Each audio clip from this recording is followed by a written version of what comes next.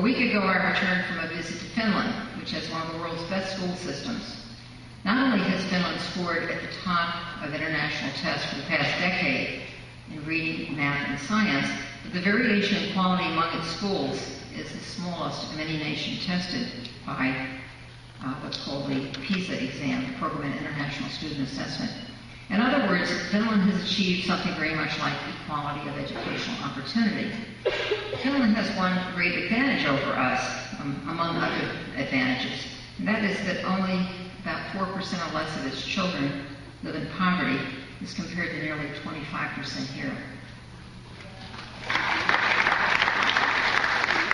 A friend of mine wrote a book called Hope and Despair in the American City, Why There Are No Bad Schools in Raleigh.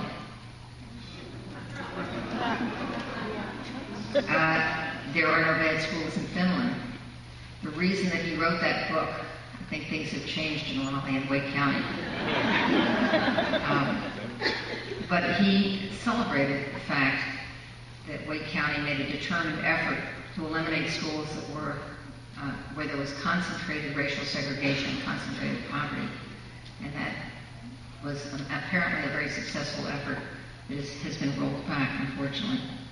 But to go back to Finland, students in Finland never take standardized tests until they complete high school and apply to higher education.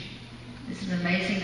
When they take this PISA exam, which is a sampling basis, they're among the highest scorers in the world, and yet they never take standardized tests during the school day, or during the school year. And I asked the Finnish educator who was showing me around, I said, how do you hold schools accountable? He said, we don't have a word in Finnish for accountability. He said, the closest word would be responsibility. Our teachers are professionals. We expect them to be responsible to their students. The students take teacher-made tests. The national curriculum consists of broad guidelines assuring that every child has a full program in the arts and sciences, not detailed prescriptions that tell teachers how to teach or what to teach. Finnish teachers are all required to have a master's degree. Admission to teacher education programs in Finland is highly competitive. Only 1 in 10 who want to teach are accepted. Teachers have 5 years of education. They're expected to know how to help all children learn, including those with disabilities and language needs. They are respected professionals. They're trusted to act as professionals. The national goal, as I was reading the curriculum materials, the national goal was, get this, to develop the humanity of every child. Doesn't that break your heart? Our national goal is to be globally competitive by having higher test scores. And for 10 years we've been saying this and nothing much has happened.